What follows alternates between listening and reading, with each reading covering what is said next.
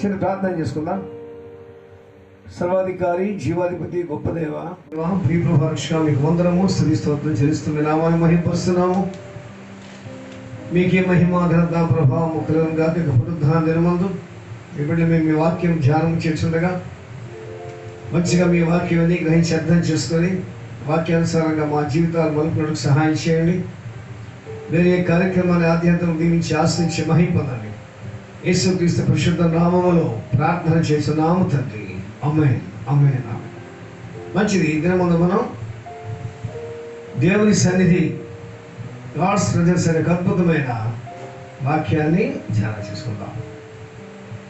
దేవుని జీవ గ్రంథములో పాత నిబంధనలో కానీ కొత్త నిబంధనలో కానీ చక్కగా యొక్క వాక్యాలు దేవుని సన్నిధి గురించి అనేక మంది దేవజనులు ప్రస్తావించినట్టుగా ప్రభు యొక్క వాక్యం మనం చూస్తున్నాం. మొట్టమొదటి యొక్క మాట మన వాక్యాన్ని మనం చూస్తున్నప్పుడు నిర్గమాకాండం 33:14 ప్రభు అయిన యెహోవా దేవుని మోషే అడుగుతున్నాడు, ప్రభా మా మార్గమంతటిలో మీ సన్నిధి మాకు తోడుగా ఉంటేనే మేము ముందుకు వెళ్ళగలం. మీ సన్నిధి లేవనీయడలా మేము ముందుకు సాగలేము. ఎందుకనగా ఈ ప్రజలు లోబడన ప్రజలు కాబట్టి లోబడదు కనుక నీవు మాకు తోడుకుంటేనే కానీ మా ప్రయాణంలో ముందుకు సాగి వెళ్ళలేమని చాలా స్పష్టంగా దేవసేనుడు ప్రవక్త అయిన మోషే చెప్పిన మాటలకు ప్రభువైన యెహోవా దేవుడు చక్కగా సెలవిచ్చాడు. నా సన్నిధి నీకు తోడుగా వచ్చాను, నేను నీకు తోడుగా వస్తాను, సో నిర్భయంగా వెళ్ళవచ్చని చెప్పిన మాట శ్రద్ధగా మోషే విని జనాంగం, అక్షరాది జనాంగాన్ని ప్రభు సన్నిధిలో వారు నడిపిస్తూ దేవుని యొక్క వాక్య ప్రకారం మరి మనం చూస్తున్నాం. కాబట్టి దేవుని సన్నిధి అనే మాట మనం చాలా స్పష్టంగా గ్రహించాలి. దేవుడు సర్వంతర్యామి, కలిగి ఉన్నన్ని ఆయన ద్వారా కలిగి ఉన్నాయి. ఆయన లేకుండా ఏం కలిగి ఉండలేదు కదా. కాబట్టి దేవుడు లేని స్థలం అంటే ఏమో చెప్పండి. దేవుడు సర్వంతర్యామి అయితే ఆయన మనతో ఉన్నాడా లేదనే విషయాన్ని మాత్రమే మనం గమనించాలా. తద్వారా మనం ధైర్యంగా ముందుకు సాగిపోగలం. కొత్త నిబంధనలో ప్రభువు చెప్తున్నాడు కదా, ఎక్కడ ఇద్దరు లేక ముగ్గురు నా నామం కూడినారో నిశ్చయంగా నేను పంపించున్నాను. ప్రభు చెప్పిన మాట సత్యమే. అపోస్తుల కార్యంలో మనం చూస్తుంటే మన పితరులు అపోస్తులు అనేక శ్రమల హింసలు పొంది అయినప్పుడు కూడా వారు ధైర్యపడి చూడకూడి ప్రార్థించుండగా, వారు ప్రార్థన చేస్తుండగా వారు కూడిన చోటు కంపించారు. అపోస్తుల కార్యంలో మనం చాలా స్పష్టంగా చూస్తున్నాం.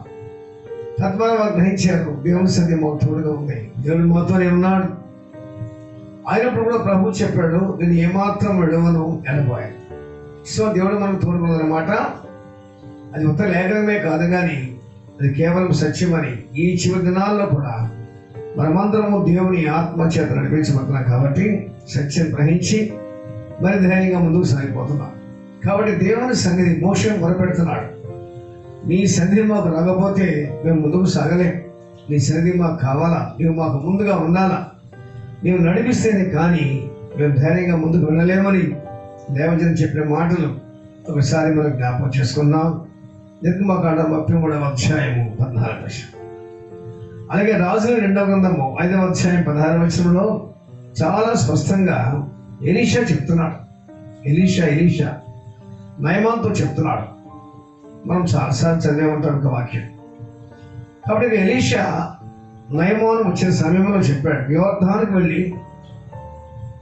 7 మార్లు మునిగి స్వస్థత పొంది మంచిగా ఆశీర్వాదం పొందకమని చెప్పినప్పుడు నయమాను అలాగే తన పరివారం యొక్క మాట విని యోర్దానుకు వెళ్ళి 6 సార్లు మునిగి 7వసారి మునుగుతుండగా దైవజనుడైన ఎలీషా చెప్పిన ప్రకారం అద్భుతంగా నయమాను స్వస్థ పొందాడు. తన దేహము పసిపిల్లవాని దేహం అయినప్పుడు చాలా సంతోషంతో ఆనందంతో అమితానందంతో తిరిగి మరలా ఏదైనా ఒక కానుక ఇవ్వడానికి ప్రవక్త ఎలీషా దగ్గరికి వచ్చి తాను తెచ్చిన రకమైనవి కానీ బంగారం కానీ దుస్తులు కానీ ఇవ్వబోతున్న సమయంలో ఎలీషా చెప్తాడు కదా, ఎవరి సన్నిధిలో నేను నిలిచున్నాను, ఎవరి సన్నిధిలో నేను నిలిచున్నాను యెహోవా జీవముతోడు, అది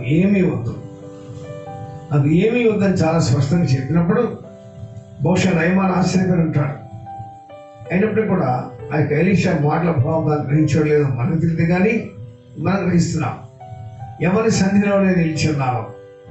ఏలియా, ఎలీషాలు, మోషేలు, దైవజనులు వీరందరూ కూడా దేవునితో నడిచేవారు. దేవుని ఆత్మచేతలు నడిపించబడేవారు. వారు దేవుని తినే వారి జీవితాలు, వారు చేయ కార్యం సఫలమై చక్కగా ఆశీర్వాదం దేవుడు పొందారు. ఈ విషయాలు మనం గ్రహిస్తున్నాం. కాబట్టి నయమాను ఎంత బతిమాలినప్పటికీ కూడా ఎలీషా ఏమాత్రం అంగీకరించలేస్తామా? నేను ఏమీ తీసుకుని యెహోవా జీవముతోడు, నీ జీవముతో నాకు ఏమీ అవుతుంది అని చెప్పి తను కూడా చక్కగా దేవుని సన్నిధి గురించి నొక్కి కానిస్తున్నాడు. చాలా ఆశ్చర్యం. వారు దేవునితో ఆ విధంగా సహవాసం చేశారు కాబట్టి, వారు దేవుని సన్నిధి నిత్యం అనుభవిస్తున్నారు కాబట్టి, వారి యొక్క పెదవుల మీద వారి హృదయంలో ఆ మాటలు చక్కగా ఉన్నాయి.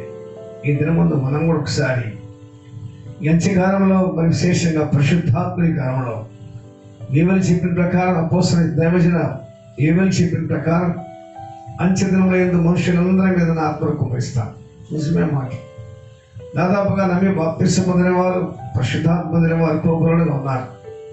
ఇక పరిశుద్ధాత్మ పొందిన మనం అందరం కూడా దేవుని సన్నిధి మనతో ఉందో లేదో మనం చాలా గ్రహించగలము. ధైర్యంగా మన జీవితాన్ని ముందుకు నడిపించుకోగలము. అపోస్తలుడైన పౌలు రోమాపత్రిక 8:14 కూడా చెప్తున్నాడు కదా, దేవుని ఆత్మ చేత ఎంతమంది నడిపించబడతారు అనగా దేవుని సన్నిధిలో ఎవరు నడుస్తుంటారో వారు దేవుని కుమారులు, దేవుని కుమార్తెలు.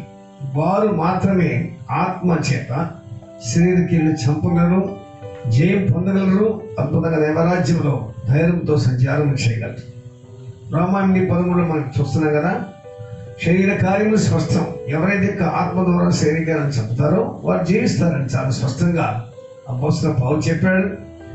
తన రక్షణ పొందిన దగ్గర నుండి కూడా తన జీవితాంతం హతసాక్షి అయ్యేంత వరకు కూడా దేవుని ఆత్మ చేత నడిపించబడ్డాడు. దేవుని సన్నిధిలో ఉన్నాడు.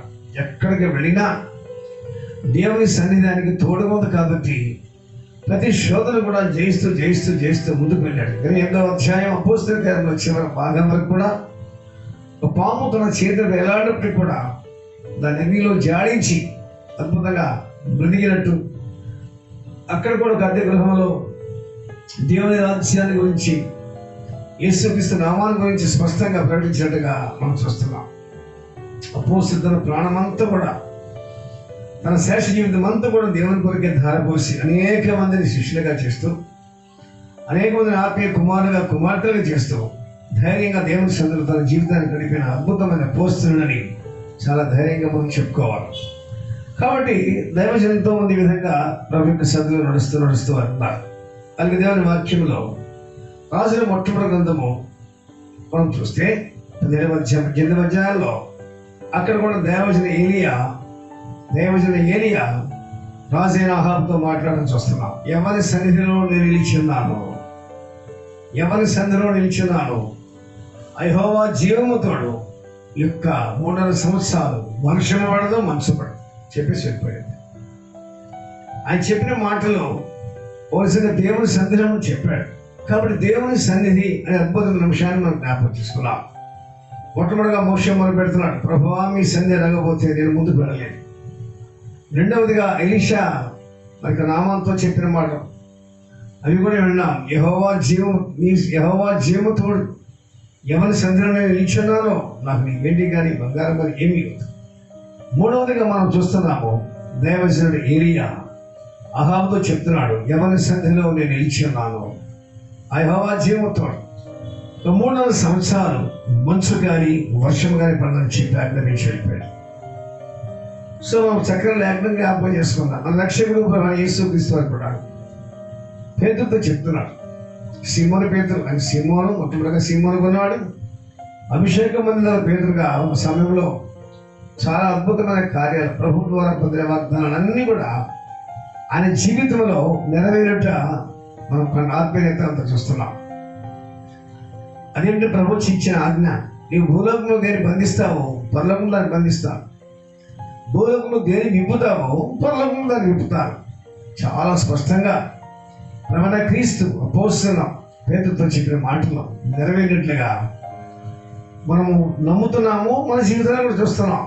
The word of God is not only theory but real practical. That's why we are seeing in our time the holy presence of God, just like our forefathers వారు ఏ విధంగా దేవుని సన్నిధిలో నిలిచారో అలాగే మనం కూడా చాలా స్పష్టంగా ప్రభు యొక్క సన్నిధి మనం చూస్తున్నాం.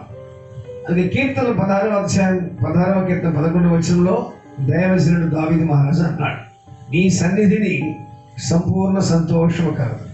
In God's presence a lot of joy, God's presence of God, దేవుని సన్నిధి. అయినా ప్రభు చెప్తున్నాడు, నేను విడవను ఎడబాయను, నీవు నా సొత్తు. సో నేను నీతో ఉంటాను, నీలో ఉంటాను, నేను ఆవరించి ఉంటాను, దానికి ముందు నేను నడిపిస్తూ ఉంటాను చెప్పే దేవుని యొక్క వాక్కు మన జీవితంలో నెరవేరుట మనం చాలా స్పష్టంగా చూస్తున్నాం. దేవునికి స్తోత్రం, హల్లెలూయా. అలాగే దేవుని యొక్క వాక్యంలో ఎన్నో వాగ్దానాలు స్పష్టంగా మనం చూస్తున్నాం. అలాగే యెషయా గ్రంథం 63:9 కూడా యెషయా భక్తుడు చెప్తాడు, నా పిల్లలు అబద్ధమాడనేరని పిల్లలు, వారి మార్గంలో ఉన్నారు కాబట్టి నా సన్నిధి దూత వారిని రక్షించరు. సన్నిధి దూత చాలా చక్కని మాటలు. రక్షణ పొందిన మనం అందరం కూడా దేవుని కాపుదల, దేవుని భద్రత, దేవుని సన్నిధి కలిగి ఉన్నాం. మనం రక్షణ పొందక ముందు, అనగా తిరిగి జన్మించక ముందు, అనగా పరిశుద్ధాత్మ పొందక ముందు మనకెవరో మనకు తెలియదు.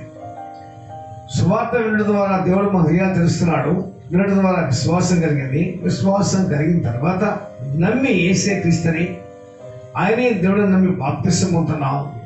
వెంటనే మనం ఆటోమేటిక్గా వాగ్దాన ప్రకారం పరిశుద్ధాత్మ పొందుకున్నాం. అది ఘట్టం. సో పరిశుద్ధాత్మ పొందిన మనకు దేవుడు నిత్యంగా తోడుంటాడు. పరిశుద్ధాత్మ ఆయన మన అంతరంగ పురుషుల్లో, హృదయంలో ఉంది, లోపల మనిషిలో ఉండి నడిపిస్తూ ఉంటాడు, మనతో మాట్లాడుతూ ఉంటాడు, ఆలోచన చెప్తూ ఉంటాడు. చాలా విషయాలు. నా గొర్రెలు నా స్వరాన్ని వింటే, మన గొర్రెలమైతే ఆయనకు స్వకీయ సంపాద్యంలో చేర్చబడితే, ఆయన ఆత్మచేత నడిపించబడితే, అసలు ముందు ఆయన రాజ్యంలో జన్మిస్తే, మనం చెప్పుకున్నాం చాలాసార్లు, ఒకళ్ళు తిరిగిపోతే ఖచ్చితంగా ఇప్పుడైనా మనం ఆశ్రయించాలి. ఈ భూలోకంలో మనకు కనబడే రాజ్యాలు ఉన్నాయి. మొట్టమొదటి రాజ్యం సాతాను రాజ్యమే. రెండవ రాజ్యం ప్రభు యేసు క్రీస్తు భూలోకానికి వస్తూ తీసుకొచ్చారు. మత్తయి సువార్త 4:17. ఆ రాజ్యమే నీతి, సమాధానము, పరిశుద్ధాత్మల ఆనందం. ఈ విషయాన్ని మారుమనసు పొందిన యొక్క సౌలు పౌలుగా మారిన తర్వాత రోమాపత్రికలో స్పష్టంగా చెప్పాడు. రోమా 14:17లో దేవుని రాజ్యము భోజనము పానము కాదు, కానీ నీతి, సమాధానము, పరిశుద్ధాత్మల ఆనందం. నీతి, సమాధానము, పరిశుద్ధాత్మల ఆనందం మీరు తిరిగి జన్మించిన వారి జీవితంలో మాత్రమే కనిపిస్తాయి. అంతకుముందు మనకు తెలియదు.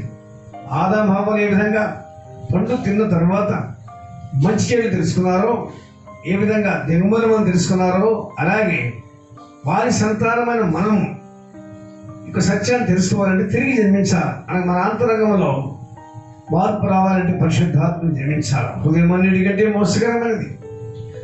మోసకరం హృదయాన్ని ప్రభుకిచ్చి ఆయన ఇచ్చే పరిశుద్ధాత్మ పొందుకుని మన హృదయం అంతా కూడా దేవునితో నింపుకున్నప్పుడు మన హృదయం దేవాలయంగా మార్చబడుతున్న ప్రభు మన హృదయాల్లో నివాసం చేస్తూ ఆయన మనకు ఆలోచన చెప్తూ ఉంటాడు. ఆయన మనకు ఉద్దేశాలు చెప్తూ ఉంటాడు. నువ్వు ఎక్కడ ఉన్నా, రాత్రి కావచ్చు, పగలే కావచ్చు, వాక్యం బోధిస్తూ ఉండొచ్చు, వాక్యం ధ్యానం చేస్తూ ఉండొచ్చు, వాక్యం చదువుతూ ఉండొచ్చు, నీ గృహంలో ఉండొచ్చు, ఎక్కడ ఉన్నప్పటికీ కూడా ఆయన సన్నిధి నీకు తోడుగా ఉంటుంది. ఎంత ఆశ్చర్యం! ఆకాశంలో పట్టించాలని దేవుడు పాపిన నన్ను మనం ప్రేమించి భవిష్యత్ ఆత్మరూపిగా చివరి దినాల్లో మన హృదయాల్లో నివాసం చేస్తూ మనం ఎంత మంచిగా అనిపిస్తున్నాడు. మనం ఒంటిగా లేము సుమా.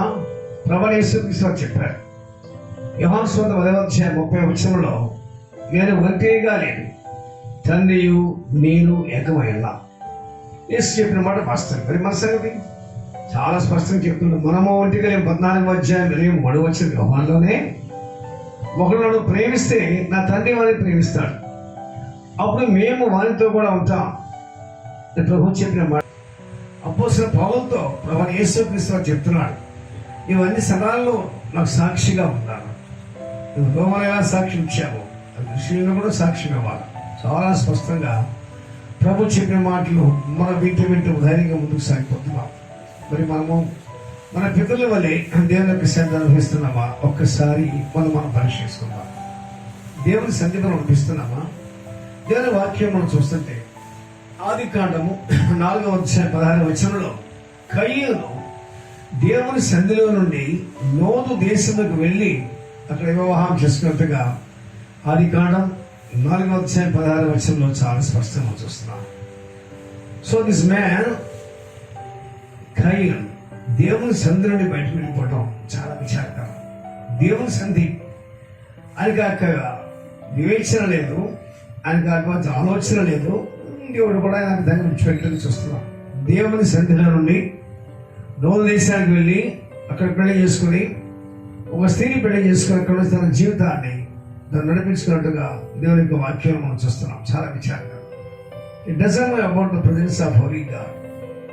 అది ఆదాములో మొట్టమొదటిగా మనం చూస్తే 130 సంవత్సరాలు దేవుని సన్నిధిలో దేవునితో ఉన్నారు. వారు ఎంత సంతోషంగా ఉన్నారు. ముఖాముఖిగా దేవుడు వారితో సంచారం చేస్తూ 130 సంవత్సరాలు గడిచిన తర్వాత ఆ తర్వాత వారు ఆజ్ఞాధిక్రమం జరిగిన తర్వాత ఇక వారు మరి ఎన్నడూ కూడా దేవుని సన్నిధి అనిపించలేదు. మనం చూస్తున్నాం. మరి ప్రభువైన యేసుక్రీస్తు వారు నిరంతరం ఆయనతో ఉన్నారు.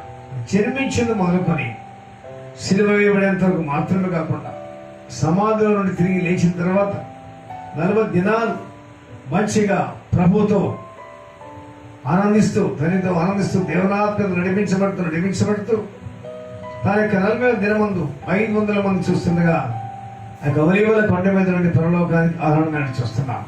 అలాగే తాను చేసిన వాగ్దానం పరిశుద్ధాత్మను వారి మీద కుమ్మరించాడు. మేడగదిలో 120 మంది ఉన్నారు. వారందరి మీద కుమ్మరించడం మనం చూస్తున్నాం. వారంతా కూడా నూతన సృష్టిగా మార్చబడ్డారు. ప్రతి ఒక్కరితో కూడా దేవుని సన్నిధి ఉంది. దేవుడే ఆత్మ. యేసుక్రీస్తు చెప్పారు కదా, యోహాను సువార్త 4:24 దేవుడు ఆత్మ, దేవుని ఆరాధించేవారు ఆత్మతో సత్యంతో ఆరాధించారు. అధిక పాత నిబంధనలో అనేక మంది దేవుని సన్నిధిని వెళ్ళిపోయారు. వారికి దేవుని సన్నిధి తెలియదు, దేవుడు తెలియదు. అందువలన అవశ్యంగా వారు దేవుని సన్నిధిని వెళ్ళిపోయి లౌకికంగా జీవించి దేవునితో నడవలేదు. వారికి ఆశీర్వాదము దేవుళ్ళు వారి సొంతంగా వారు కోల్పోయారు. దాని వాక్యాన్ని మనం చూస్తున్నాం. ఉదాహరణకు యెరొబాము అలాగే భయంకరంగా ప్రవక్త అయిన చక్కగా దేవుని వాక్యం చూస్తున్నాం. ఇక మనమందరం ఎరిగిన రీతిగా ఇస్కరియోతు యూదా దాదాపు 3.5 సంవత్సరాలు ప్రభుతోనే ఉన్నాడు, ప్రభు సన్నిధిలో ఉన్నాడు. అయినప్పుడు కూడా తన ప్రభు సన్నిధికి అనిపించాడు. తన ఆలోచనలో, తన తలంపులు, తన ఊహలు, ఉద్దేశాలు దైవ చిత్తానుసారమైన కాదు. కాబట్టి అలాంటి గొప్ప దీవెన ఆశీర్వాదాలను ఇస్కరియోతు పొందలేకపోయాడు. చాలా విచారకరం. 3.5 సంవత్సరాలు పరిపూర్ణంగా 3.5 సంవత్సరాలు ప్రభుత్వమే ఉన్నాడు. ఆయన కూడా అద్భుతాలు, ఆశ్చర్యాలు, సృష్టికి మహత్కారం చేశాడు. అయినప్పటికీ కూడా was quite different to the other disciples. మిగతా 11 మంది వేరు, ఈ యొక్క అపోస్తలుడైన ఇస్కరియోతు యూదా. సో యూదా మనసంతా కూడా శరీర సంబంధమైనది. So he cannot enjoy the presence of God. దేవుని సంతానం అనుభవించినప్పుడు దేవుని దగ్గర ఉండి యేసు క్రీస్తుతోనే ఉంది అని భయంకరంగా లోకానుసారంగా బ్రతికాడు కానీ అని జీవించలేదు. అంటే మిగతా వారు ఉండడానికి అది నా ఉద్దేశం. యోహాను సువార్త 6:26లో ప్రభువైన యేసుక్రీస్తు కూడా సీమోను పేతురు ప్రశ్న వేశాడు. ఏం సీమోను పేతురు, నీవు కూడా వెళ్ళిపోతావా? 50 మంది వెళ్ళిపోయారు కదా, నీవు కూడా వెళ్ళిపోతావా అని ప్రశ్న వేసినప్పుడు సీమోను పేతురు ఇచ్చిన జవాబు, ప్రభువా ఎక్కడికి వెళ్ళమంటావు? నీవే చిజీవ మాటలు కనవాడని నేను విశ్వసించి నన్ను ఎదుగున్నాను, నీతోనే ఉంటాం అని చాలా స్పష్టంగా చెప్పిన తర్వాత కూడా తను మరి ఆ చివరి దినాల్లో యేసుక్రీస్తు వారు అప్పగించబడే దినాల్లో భయపడి తన ప్రాణానికి వస్తే 3 సార్లు అబద్ధం మారాడు. ఆయన శరీర సంబంధి ప్రభుత్వం ఉన్నప్పటికీ కూడా కొంత దైవ సన్నిధి సంపూర్ణంగా అనుభవించలేకపోయాడు. When he was filled with the Holy Ghost in the upper room in Jerusalem, ఆ యొక్క మేడగదిలో పరిశుద్ధాత్మ పొందిన తర్వాత 120 మందితో పాటు లేచి ధైర్యంగా మాట్లాడడం ప్రారంభించాడు. తను మరణీయమయ్యేంత వరకు కూడా, తన హతసాక్షిగా తల్లికిందులుగా శరీరపడి ప్రాణం విడిచేంత వరకు కూడా దేవుని సన్నిధి ఆయనతోనే ఉంది. అందుకని శృంగారం మన దేవాలయం మీద అపోస్తలుల కార్యం 3వ అధ్యాయంలో పేతురు యోహానుల యొక్క ఆరంలోకి వెళ్తూ వారి యొక్క కుంటి వారికి ఇచ్చిన అద్భుతమైన కృప అంటే వెండి బంగారం మా యొక్క లేదు కానీ మాకు కలిగినది ఇచ్చున్నాం. అదే దేవుని సన్నిధి. They are the presence of God. Wherever they move, God was with them. In the same manner, wherever we move, God is also with us. When you understand this matter, when you understand this idea of the scripture, surely He must be with God. మనతో కూడా దేవుడు ఉంటాడు. పరిశుద్ధాత్మ ఉంటే నీవు ఎక్కడికి వెళ్ళినా ఆత్మని నడిపిస్తూ ఉంటాడు, నీతో ఉంటాడు. ఇది కాపాడేవాడు కొలుకడు, ఇజ్రాయేలు కాపాడేవాడు కొలుకడు తప్పడు. కనుక దేవుని వాక్యం మనం చూస్తూ ఉండగా అపోస్తలుల లెక్కలో ఎంచబడిన యొక్క శిష్యులందరూ కూడా మంచిగా ప్రభువుకు సన్నిధిలో ఉన్నారు. కానీ ఇస్కరియోతు యూదామంటే కొంచెం తను చేస్తున్న తన కార్యాలంతా కూడా ఇబ్బందికరంగా ఉన్నాయి. ఆయనకు మటుకు దేవుడు చూడగలడు. యేసుక్రీస్తు పక్కన ఉన్నప్పటికీ కూడా ఆయన హృదయంలో లేడు. కాబట్టి యోహాను సువార్త 13:30 ప్రభువైన యేసుక్రీస్తు యొక్క మేడగదిలో కూర్చొని చివరిసారిగా భోజనం చేసే సమయంలో, ఆ సమయంలో అందరూ కూడా ప్రభు గురించి ఆలోచన చేస్తారు. ప్రభు చెప్పాడు, మీలో ఒకడు అప్పగించబోతున్నాడు, మీలో కూడా సాతాను చెప్పినప్పుడు నేను కాదు కదా ప్రభు అని అందరూ కూడా చెప్పినప్పుడు ప్రభువైన యేసుక్రీస్తు వారు, నేను చెప్పాడు కదా, నేను ఒక ముక్క ముంచి ఎవరికి ఇస్తానో వాడే వ్యక్తి అని ఒక ముక్క ముంచి ఇసుకని యూదాకు ఇచ్చినప్పుడు వాడు ఆ ముక్క పుచ్చుకున్నాడు. పుచ్చుకుని అది రాత్రి వేళ ఆ సమయంలోనే ఆ యొక్క దైవ సన్నిధిని తాను వెళ్ళిపోయినట్టు దాని యొక్క వాక్యాలు మనం చూస్తున్నాం. ఆనామోహన్ దేవుని సన్నిధిని వెళ్ళిపోయారు, మరి అన్నడు కూడా దేవుని వారిని దర్శించలేదు. అలాగే అపోస్తలులు దేవుని సన్నిధిలో పరిశుద్ధాత్మ పొందిన వారి జీవితాంతం వరకు కూడా దేవుని ఆత్మ చేత నడిపించబడ్డారు. దేవుని సన్నిధి వారికి తోడుకుంది. ఇవన్నీ కూడా దృష్టాంతములుగా సంభవించి యుగాంతముందున మనకు బుద్ధి కలుగుటకై వ్రాయబడేను. దేవుని సన్నిధి, దేవుడు సర్వంతర్యామి. ఆయన లేని స్థలం అంటూ ఏమీ లేదు. కానీ ఆయన లేని హృదయాలు ఉన్నాయి. చాలా విచారకరం. ఆయన లేని హృదయాలు, శరీర సంబంధాలు శరీర విషయాల మీద మనసుస్తారు, ఆత్మ సంబంధాలు ఆత్మ విషయాల మీద మనసుస్తారు. మరి మన మనసు ఎవరి మీద ఉన్నది? లేఖనాలు సంపూర్ణంగా నెరవేరుతున్నాయి అని మనం కళ్ళారా చూస్తున్నాం. యుద్ధ సమాచారాలు వినబోతున్నారు, వింటున్నాం ఇప్పుడు మనం. అలాగే తెగుళ్ళు వస్తాయని చెప్పి తెగుళ్ళు అనుభవిస్తున్నాం మనం. ఇవన్నీ కూడా అక్షరాలు జరుగుతూ దేవుని యొక్క వాక్యాన్ని మనము పరీక్షించుకుంటూ మనం ఏ దినాలా ఉన్నామో చాలా స్పష్టంగా గ్రహిస్తున్నాం. ఎందుకంటే మనం పరిశుద్ధాత్మకి ఉన్నాం, దేవుని యొక్క సన్నిధి మనకు తోడుకుంది, దేవుడు మనం ఏకమై ఉన్నాం అనగా దేవుడే ఆత్మ. సో మనం అందరం కూడా జీవం కలిగి ఉన్నాం. యోహాను సువార్త 14:1 చెప్తాడు, నేను జీవము కలిగి ఉన్నాను, మీరు కూడా జీవాన్ని కలిగి ఉన్నారు. చాలా గొప్ప మాట. యోహాను సువార్త 14:6 నేనే మార్గము, నేనే సత్యము, నేనే జీవం అని చెప్పిన ప్రభు 23వ వచనంలో నేను జీవిస్తున్నాను, మీరు కూడా జీవిస్తున్నారు. అందుకంటే ఏం కావాలి? భూలోకంలో బతుకుతారు కానీ జీవించరు. మనము జీవిస్తున్నామంటే జీవం మనలో ఉంది. కాబట్టి ఆ జీవమే పరిశుద్ధాత్మ, ఆ జీవమే వాక్యం, ఆ జీవమే దేవుని సన్నిధి. చాలా మంది ప్రభు సన్నిధికి వస్తారు, కూర్చుంటారు, కానీ వారి దేవుని సన్నిధిలో ఉండరు. వారి ఆలోచనలు, వారి తలంపులు, వారి ఊహలన్నీ ఎక్కడెక్కడో ఉంటాయి. వారి మనసుని సాధారణ ఎన్నడో తీసుకెళ్ళిపోతారు. దేవుని సన్నిధిలో ఉన్నా, ఆలయంలో ఉన్నా, కానీ even though they are in the church but they cannot enjoy the presence of the holy God. ఎందుకంటే వారి శరీర సంబంధం, ఇంకా వారి మనసు మారలేదు, ఇంకా దేవుని ఆత్మ పొందలేదు. కాబట్టి మ్యాండేట్ పరిశుద్ధాత్మ, ఆత్మ లేని వారు ఆయన వారు కాదని చాలా స్పష్టంగా సౌలు పౌలుగా మారిన తర్వాత రోమా సంఘానికి చాలా స్పష్టంగా బలముకు చెప్తున్నాడు. కనుక మనం అందరం కూడా పరిశుద్ధాత్మ పొంది వాక్యాన్ని కలిగి ఉండి పరిశుద్ధాత్మ పొందిన మనం అందరం ఎక్కడికి వెళ్ళినా కానీ, ఇటు వెళ్ళినా కానీ పరిశుద్ధాత్మ దేవుడు మనం తోడుకున్నాడు. కనుక ఆయన సన్నిధిలో తోడుకుంటాం. అదే మన ధైర్యం, అదే మన విశ్వాసం. యేసుక్రీస్తు వారి చివరి దినాల్లో ఆయన ఒంటిగా ఉన్న శిష్యులందరూ ఆయన విడిచిపెట్టిపోయారు. ఎవ్వరు ఆయనకు తోడగలేరు. అయినప్పటికీ కూడా తండ్రి దేవుడు ఆయన తోడుగా ఉన్నారు. ఆ తండ్రి దేవుడే మనకు కూడా తోడుకుంటాడు. కాబట్టి మనం అందరం కూడా సత్యాన్ని గ్రహించాలి. దేవుని సన్నిధి, presence of the holy God, దేవుని సన్నిధి.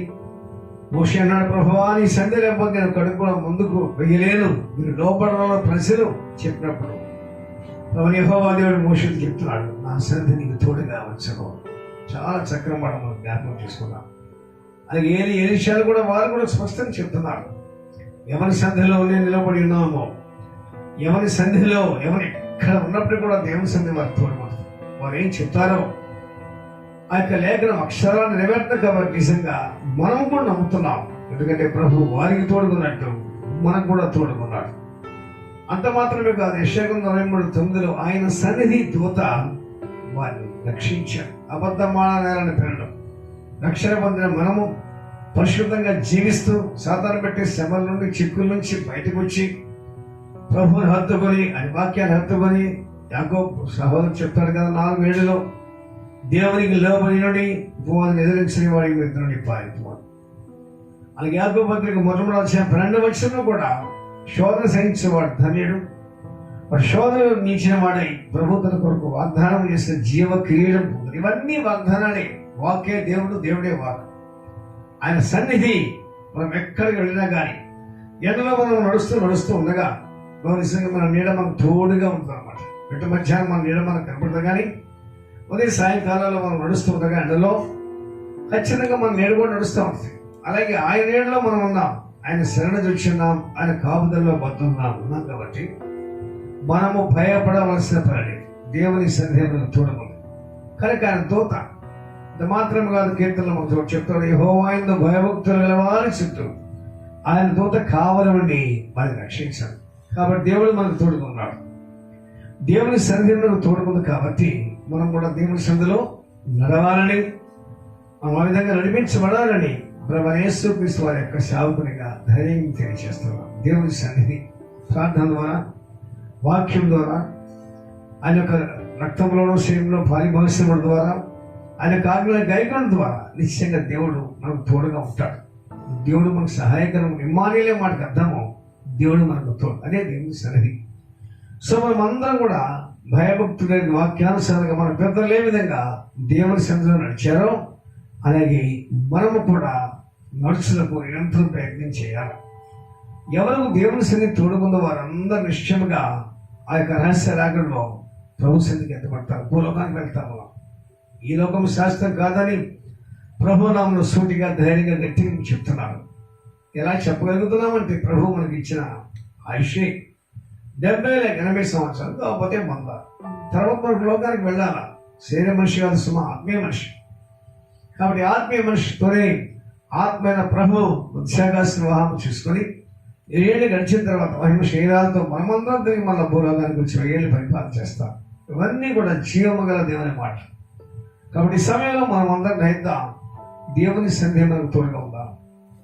మనం కూడా దేవుని సన్నిధిలో ఉన్నామా? మనం ఎక్కడికి వెళ్ళినా దేవుని యొక్క సన్నిధి మనకు తోడుగా వస్తుందా? ఒకవేళ తోడుగా వస్తే మనం నిశ్చయంగా గ్రహిస్తాం, దేవుడు నాకు తోడుగా ఉన్నాడు, నేను ఒంటిగా లేను. నా ప్రభు రక్షకుడు ప్రభువైన యేసుక్రీస్తు వారికి ఏ విధంగా తండ్రి తోడుగా ఉన్నాడు, అలాగే నాకు కూడా తోడుగా ఉన్నాడని మనం ధైర్యంగా చెప్పగలం. ఎక్కడికైనా వెళ్ళరా.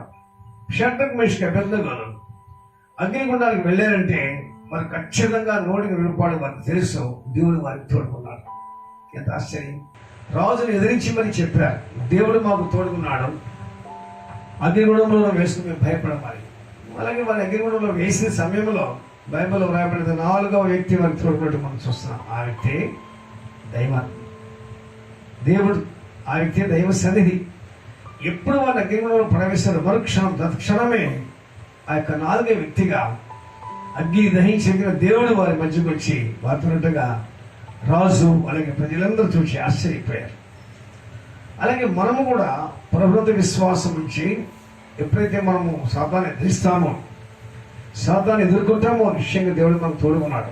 దర్శనమిచ్చినా ఇవ్వకపోయినా ఆయన మాటలు సత్యం కాబట్టి ఆయన నిన్ను విడవడు. సో మనం అందరం కూడా చాలా ధైర్యంగా ఉందాం, చాలా ధైర్యంగా ఉందాం. ఇలాంటివి ఎన్నో అద్భుత కార్యాలు ఈ దినాల్లో కూడా దేవుని సన్నిధి మనం చూస్తున్నాం, ఆనందిస్తున్నాం, అనుభవిస్తున్నాం. కాబట్టి ప్రభునామంలో మరి మనం దేవుని సన్నిధిలో ఉన్నామా లేదనే విషయాన్ని మనం అందరం కూడా స్వపరీక్ష చేసుకోవాలని ప్రభువైన యేసుక్రీస్తు పరిశుద్ధ నామములో తెలియచేస్తున్నాం.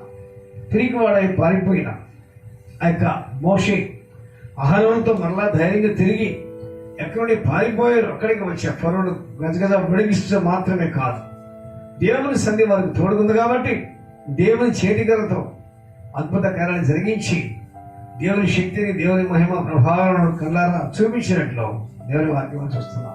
మనం అలాంటి వారిని దేవుని ఆత్మ చేత ఎంతమంది నడిపించబడతారో వారి దేవుని కుమారులు కుమార్తెని వాక్యమందు వ్రాయబడిన ప్రకారం మనమందరం కూడా ధైర్యంగా దేవుని ఆత్మ చేత నడిపించబడాలంటే ప్రతి దినం కూడా మనం పరిశుద్ధాత్మను పొందుకోవాలి.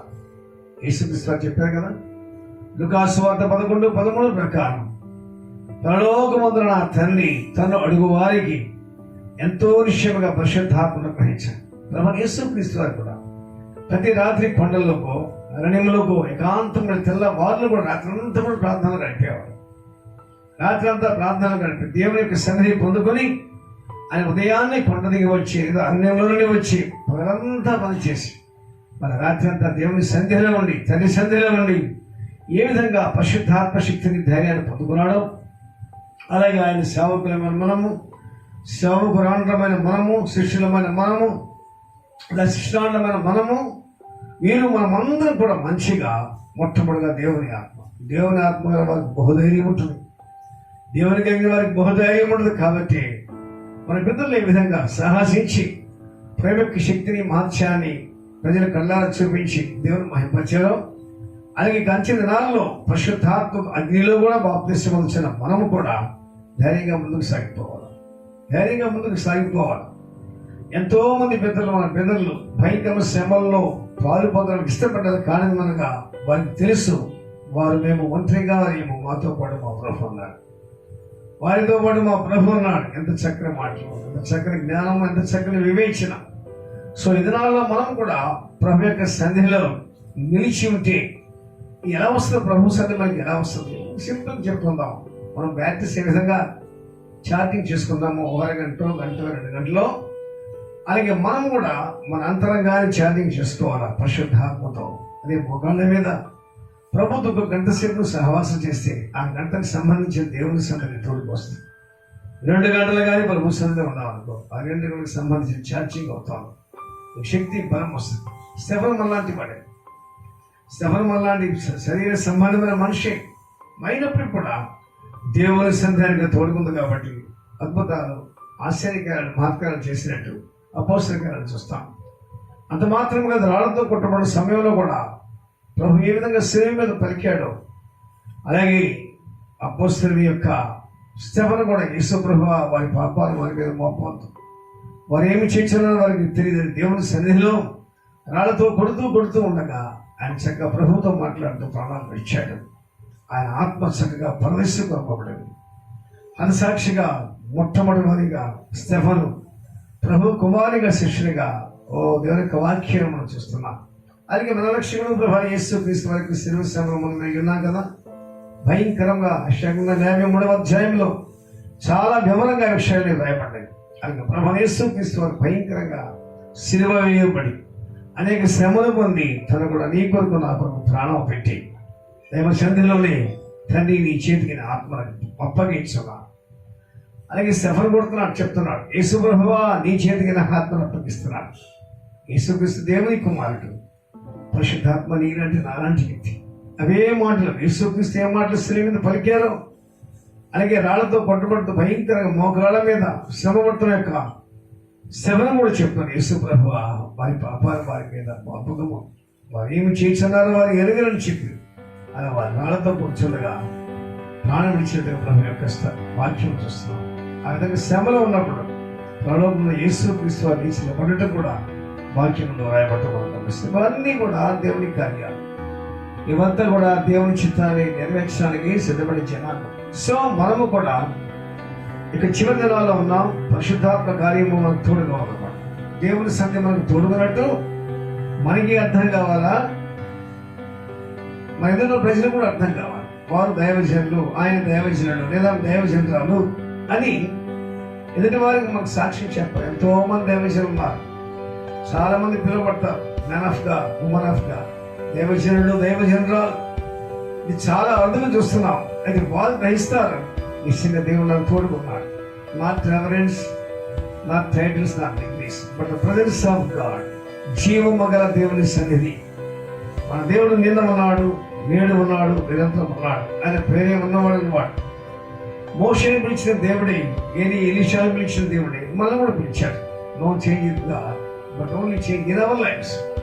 మనం సంపూర్ణంగా సరెండర్ అయితే, దేవునికి లోబడితే, దేవుని సొత్తుగా మార్చబడినట్టు మనము గ్రహిస్తే నిశ్చయంగా దేవుడు తోడుగానే ఉన్నాడు కాబట్టి ఆయనే మనం గ్రహిస్తాడు. ఆయన మనకు పిలవడు, ఎడబాడు కాబట్టి యొక్క వాక్యం ద్వారా సహోదర సహోదరి నిశ్చయంగా మనం అందరం భావించాం. ప్రభు యేసుక్రీస్తు యొక్క రాకడ ఎప్పుడో మనకు తెలియదు. ఎవరు దేవుని సన్నిధిలో ఉన్నారో వారు మాత్రమే నిమిషంలో ఒక పాటున ప్రలోకానికి ఎత్తబడతారు. మనం అంగీకరించకపోయినా జరిగేది ఇదే. పరిశుద్ధాత్మ నడిపించబడితే ఖచ్చితంగా అంగీకరిస్తావు, లోబడతావు, సంతోషించి ఆనందిస్తూ నేను నువ్వు కాపాడుకుంటూ నీకు అనేక మందిని దేవుని సన్నిధికి నడిపించడానికి ప్రయత్నం చేస్తావు. కనుక ప్రభు చెప్పిన మాట జ్ఞాపకం చేసుకుందాం. సర్వలోకానికి వెళ్ళండి, సర్వ సృష్టికి సువార్త ప్రకటించండి, సమస్త జనులు శిష్యులుగా ఆశ్రయంగా చేయండి. తండ్రి యొక్క కుమారు యొక్క పరిశుద్ధాత్మ యొక్క నామమున వారికి బాప్తిసం ఇచ్చుచు ఏ సంగతిని మీకు ఆజ్ఞాపించిన వాటిని దైవం చెప్పండి. ఇదిగో సదాకాలం నిరంతరం మీకు తోడి ఉన్నాను. కాబట్టి ప్రభు మనతో ఉన్నాడు. ప్రభు దృష్టికి 1000 సంవత్సరాలకు దినం. పాత నిబంధన 4 దినాలు, కొత్త నిబంధన 2 దినాలు, మొత్తం 6 దినాలు. 7వ దినం సమీపంగా ఉన్నాయి. అదే నీతి యుగ పరిపాలన, భూలోకంలో 1000 ఏళ్ల పరిపాలన. అందులో మనం ఉండాలంటే ఖచ్చితంగా దేవుని సన్నిధి ఆధార కానీ లేకపోతే మనకు సమస్య ఎదురుతాయి. మనం అయినా కానీ ఎట్లాగో తప్పించుకుంటాం. కానీ దేవుని సన్నిధి మనం తోడుగా లేకపోతే మనం అసలు పైకి వెళ్ళడం అసంభవం, అసాధ్యం. ప్రదేశం వెళ్ళలేదు. కాబట్టి మనమందరం కూడా మన మనసు మార్చుకుందాం. ఇప్పటికే చాలా మంది పరిశుద్ధాత్మను పొంది దేవునితో సహవాసం చేస్తారు. చాలా సంతోషం. అలాంటి అద్భుతమైన గుంపులోని ఉన్నావో లేదో ఒకసారి పరీక్ష చేసుకో. ఆయన గుంపులో ఉన్నట్లు నీకు అవగాహన అవుతుందంటే ఆయన దర్శనం ద్వారా, ఆయన కళ ద్వారా, స్వరము ద్వారా, స్వప్నం ద్వారా అనేక రీతులుగా నీతో సంభాషణ చేస్తాడు. ఆయన సన్నిధికి అర్థమవుతుంది అనమాట. ఆలస్యంగా దేవుడు నాకు సన్నిధి చెప్తారా చాలా మంది. ప్రభు నాకు దర్శనం ఇచ్చాడు, ప్రభు నాకు కలిచ్చాడు, ప్రభు నాతో మాట్లాడాడు. ఆయన స్వరాన్ని విన్నాను. దేవుడి సన్నిధి తోడు లేకపోతే ఎలా సాధ్యం? కాబట్టి ఎవరైనా మాట చెప్తే నిశ్చయంగా వారికి దేవుడు తోడుగా ఉన్నట్టే నేను కూడా నమ్ముతాను. ఎందుకంటే ప్రభు చెప్పాడు, ఆయన చేతులందు మనుషులందరి మీద నా ఆత్మను కుమ్మరిస్తాను, నా సేవకుల మీద, నా సేవకుల మీద కుమ్మరిస్తాను. కలలు, దర్శనాలు ఇవన్నీ కూడా ప్రభు చెప్పిన మాటలే. నా సొంత మాట ఏమీ చెప్పనని మీకు తెలుసు. మరొకసారి తప్పక జ్ఞాపకం చేసుకోండి. దేవుని సన్నిధి మనకు అవసరం. దేవుని సన్నిధి మనకు అవసరం. చాలా మంది దైవజనులు, మహాత్ములు దైవజనులు గంటలే కాదు, రోజులే కాదు, వారాలు కాదు, నెలలు తమ జీవితాలు దేవుని సన్నిధిలోనే గడిపి అరణ్యంలోకి వెళ్ళేవారు, కొండల్లోకి వెళ్ళే ఏకాంతంగా దేవునితో సహవాసం చేస్తూ దేవుని సన్నిధి గడిపి తలపు వారి ఆలోచన ఉద్దేశాలు మార్చుకుని దైవ కుమారుగా, దైవ కుమార్తెగా దేవుని జీవించారు. మనం కూడా ఆ విధంగా జీవించడానికి మనందరూ కూడా ప్రభు సన్నిధిలో ప్రార్థన చేద్దాం. ఖచ్చితంగా వాక్యం చదవాలా, ఖచ్చితంగా ప్రభువుతో ప్రార్థన చేయాలా, ఆయన సన్నిధిలో ధ్యానం చేయాలా. నిశ్చయంగా మరి దేవుని సన్నిధి గలవారు నిశ్చయంగా యొక్క అద్భుతమైన మరి దైవ సన్నిధిని అనుభవిస్తారు. చెప్తూ ఉంటారు, దేవుడు నాతో ఉన్నాడు, దేవుడు నాతో మాట్లాడాడు, దేవుడు నన్ను దర్శించాడు, దేవుడు నాకు కలిగించాడు, దేవుని స్వరం నేను విన్నాను. ఇవన్నీ కూడా ఆత్మ సంబంధమైన జనాంగం యొక్క అద్భుత వాక్కులు. సో మన పిల్లలు ఏ విధంగా దైవ సన్నిధిని నిర్మించారో అలాగే మనం కూడా దైవ సన్నిధిని నిర్మించడానికి పరిశుద్ధాత్మ దేవుడు సమృద్ధిగా మనకు సహాయము చేయనుగాక. మదికి నెమ్మది విశ్రాంతి కలుగును. ఆరాధింతుము మహిమ శోభము ప్రభు గణికరించుము. ఆరాధనానందమే ఆరాధనానందమే ఆరాధనానందమే ఆరాధనానందమే ఆనందమే. నీ సన్నిధి నాకు తోడు రాగా, నా చేయి పట్టి నన్ను నడిపించుము. నీ సన్నిధి నాకు తోడు వచ్చినా మదికి నెమ్మది విశ్రాంతి కలుగును. పాపిని పరిశుద్ధునిగా మార్చువాడవు, శత్రువుని స్నేహితునిగా చేయుగనుడవు. పాపిని పరిశుద్ధునిగా మార్చువాడవు, శత్రువుని స్నేహితునిగా చేయుగనుడవు. కీడును మేలుగా మార్చే మహోన్నతుడవు నీవు, కీడును మేలుగా మార్చే మహోన్నతుడవు నీవు. స్వాస్యమైన సంగమును వృద్ధి చేయుము, నీ స్వాస్థ్యమైన సంఘమును వృద్ధి చేయుము. ఆరాధింతుము, ఆనందింతుము, మహిమ చూపుము, ప్రభు కనికరించుము. ఆరాధన ఆనందమే, ఆరాధన ఆనందమే, ఆనందమే, ఆనందమే. సర్వాధికారి జీవాధిపతి మీకు స్తోత్రాలు. మీ సంధి లేకుండా మేము జీవించలేము. మీ సంధి కొరకు మేము ఆకలి దప్పిక కలిగి ఉన్నాం ప్రభువా. మీ సంధి మాకు దయచేయండి. మీ బిడ్డ మేమందరం మీ సంధిలో ఉంటేనే మేము మీతో పాటు యుగాయుగాలు ప్రదేశంలో భూలోకంలో ఏళ్ళు పురలోకంలో శాశ్వతంగా ఉండగలం. కాబట్టి మీ బిడ్డలు మేమందరం కూడా మీతో సహవాసం చేస్తూ మీ ఆత్మ చేత నడిపించబడదు. మీ శరీరం మీ గొప్ప భాగ్యం దర్శించి మహిమాగంత ప్రభావాలు పొందాలి. మీకేమందరము స్తుతి స్తోత్రం చెల్లిస్తూ క్రీస్తు యేసు పరిశుద్ధ నామమున మీకే ప్రేమగా ప్రార్థించి వేడుకొంచున్నాము తండ్రి. ఆమేన్. తండ్రి యొక్క ఈ కుమారుని యొక్క పరిశుద్ధాత్మ యొక్క సన్నిధిలో తోడుకోండి. ఆయన సన్నిధిలో నడుచును తండ్రి దేవుడి పరిశుద్ధాత్మ సంబంధిగా పొందవచ్చు. ఆయన కుటుంబం మీదుగా వర్ధిల్ల చేయను గాక. ఆమేన్. ఆమేన్. అందరికీ ప్రార్థిస్తాం.